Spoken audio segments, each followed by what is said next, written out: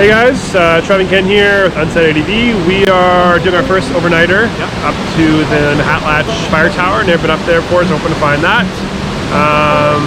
So we're gonna head along Harrison East up towards Boston Bar, connect up there, and hopefully find a campsite somewhere along the way. Yeah, have a good time. Just come along.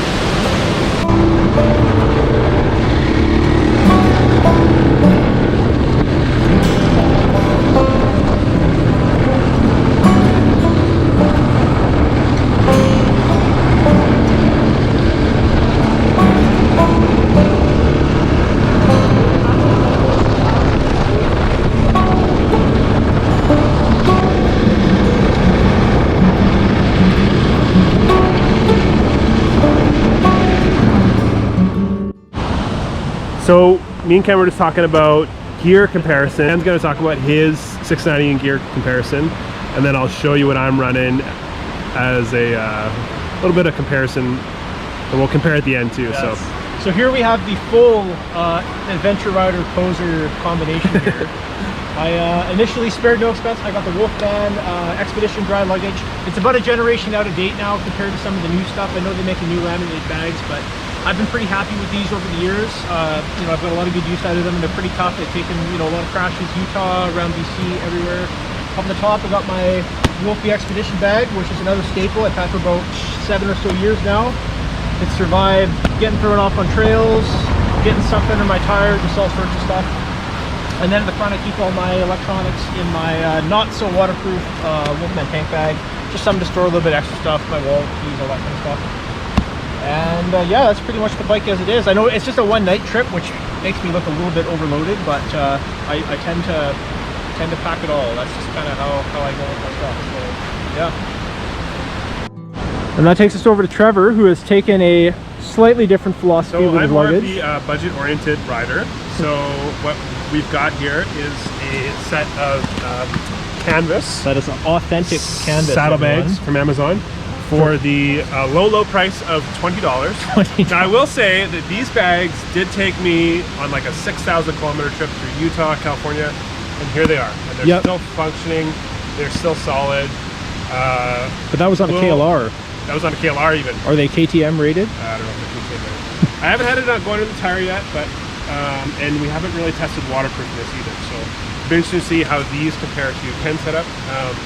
I do have my sleeping stuff in a dry bag, so at least at the end of the day I'll be dry. And I've just got a regular tank bag with some clothes. So all right, should be good to find out, and we'll compare again at the top. Put it to the test.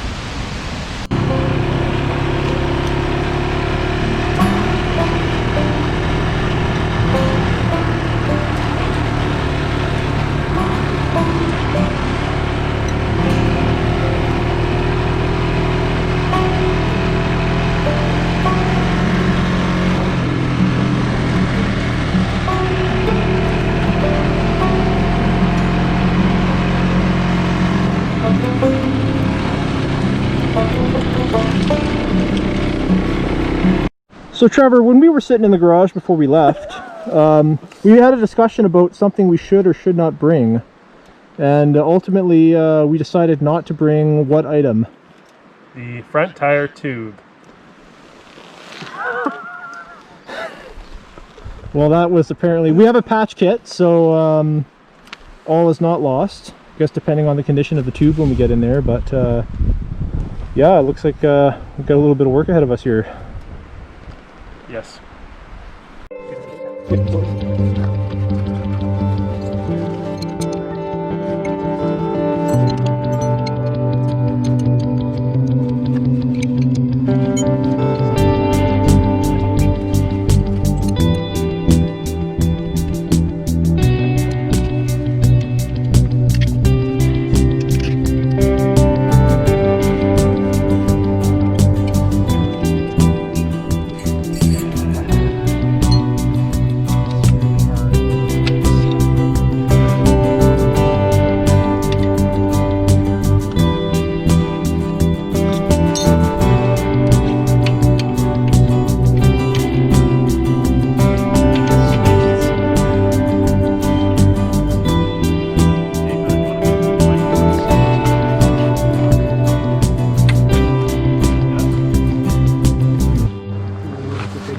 All right, so we have we pumped the tire up to 25 pounds and we waited about 5 minutes, and it appears to be holding pressure. At this point, I think we're just going to kind of bolt it on and then go for a short ride and just see if she holds. Pressure holds. Yeah. Hopefully, I am still in one piece at the end of it.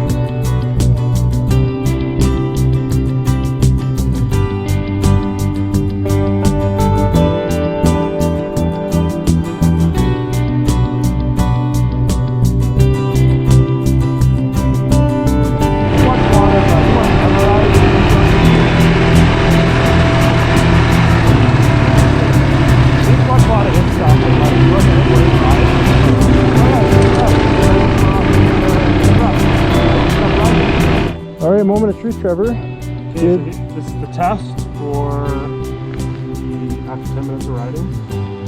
Initially filled to 25 psi.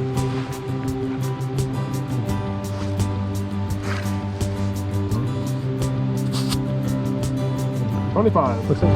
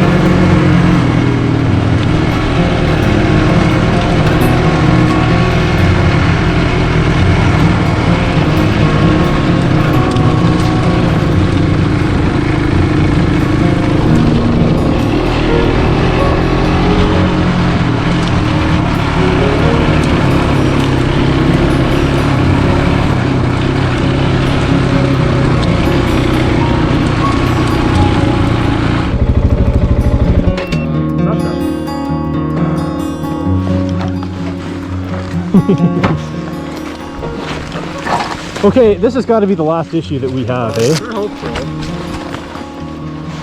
All right, the other thing that we've done now is we have rattled apart Trevor's console. So we're gonna have to get pretty creative with some zip ties here to make this good to go, but I think we'll get it done. Doable. It's not ideal. So Trevor, why don't you walk us through our highly technical solution to The solution is if things break, you just put immense amount of zip ties on and hope that it holds. I like it. So we've got 3 points of contact, 1, 2, and 3. Not ideal, but there's not a lot of options, so. Yeah, it'll get us the rest of the way, I'm sure. If not, we can just get the mosquitoes to carry your windshield home, because there seems to be enough of them.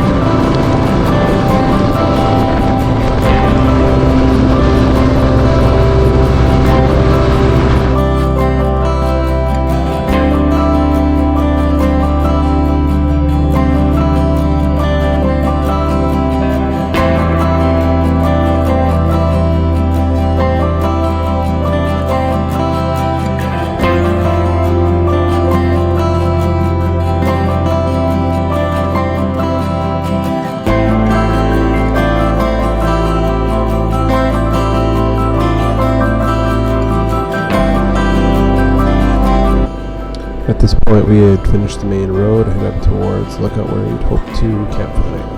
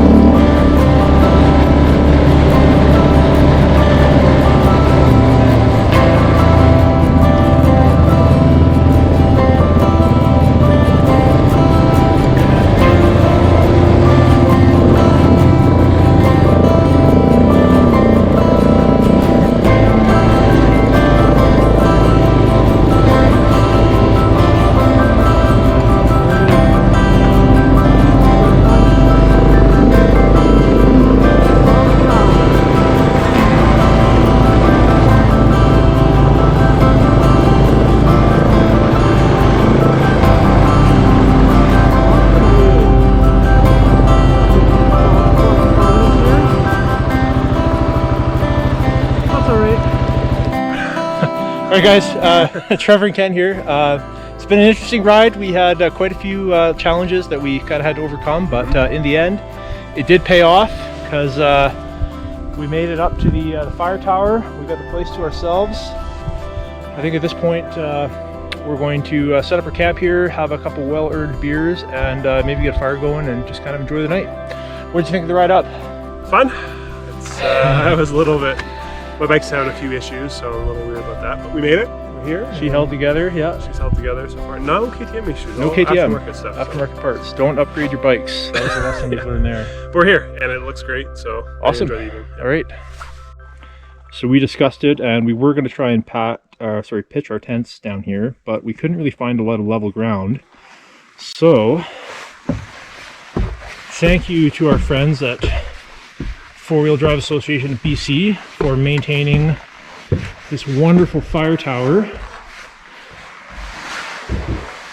We are going to just put our sleeping bags down here and camp out for the night inside the comfort of our tower. See, we have a fantastic view of the valley.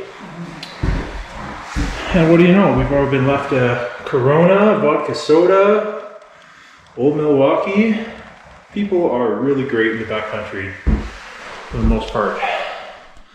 We are set.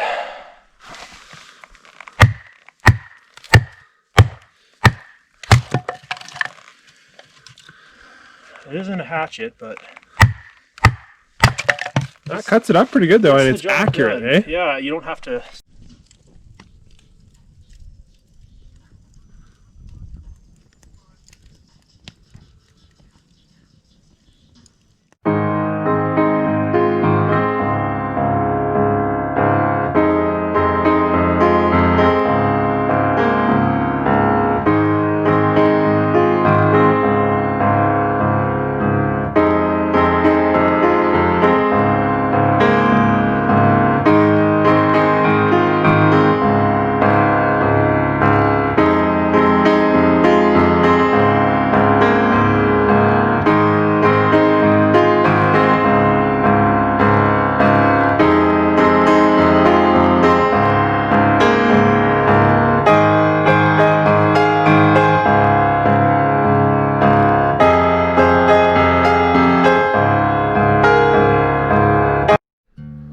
humble accommodations for the night, I would give it 4 stars on TripAdvisor.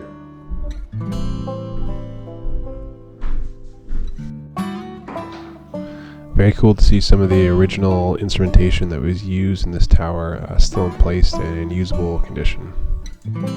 So we spent the night at the cabin. Trevor, what did you think of our accommodations? I think the accommodations were good. It was a cold night.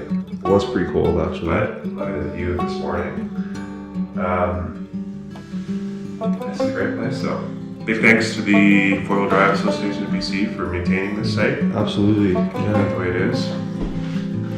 Beautiful day. We had a little bit of cloud and rain yesterday, but as you can see, it is just gorgeous this morning.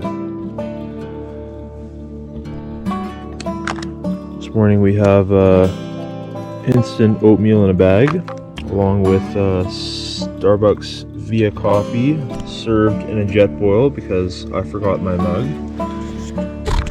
Disconnect that. How's our fix holding up? Well, I just cut it. The issue is that this is the ECM is built in here, so if I try and turn the bike on right now, I get nothing. Ignition, nothing. Nothing. So I need to plug that in. The issue is this rattles, and it'll rattle right off. Pretty loose, eh? We need to get something better. So I think I'm going to take this off and mount it somewhere and then strap that in. So Sounds like a plan. yeah, pull this off. So here's the issue. That's only a small problem if you ask me. So what I think we'll try and do, because this is so floppy, you can't really attach to this. And the issue is this is short. Like we only have, that's our total length there. Of cable, yeah. So if what we did on the trail there was just try and strap it down, then this just pulls out. Yeah. So I think I'm going to take this off, maybe mount it over here. Strap it up in there somewhere. Yeah, and then at least we'll have power. So. All right. We'll show you the fix once we figure it out.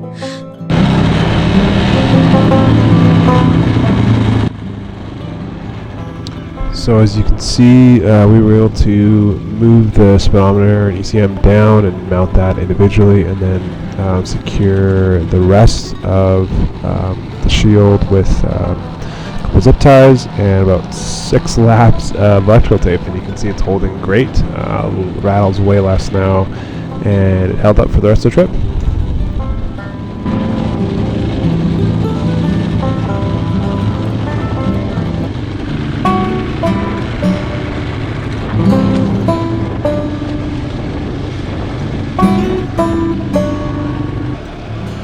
So after making it down the offshoot, we got back to the main road and headed back towards home. If you like what you see here, make sure to like, subscribe, and share content, and we will see you on the next ride.